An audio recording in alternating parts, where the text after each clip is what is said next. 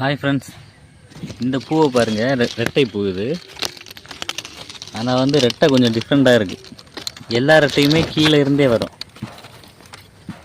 ரெட்டையாக வர்றது கீழே இருந்தே ரெட்டையாக வரும், இல்லை மேலே இருந்து ரெட்டையாக வரும். இது பார்த்திங்கன்னா இடையிலேருந்து ஒரு கை முளைச்சி வந்த மாதிரி இருக்குது பாருங்கள். இந்த கீழே இருந்து வராமல் இந்த இடையிலேருந்து ஒரு கை முளைச்சி வந்த மாதிரி இருக்குது. இது ஒரு வித்தியாசமான ரெட்டை தான்.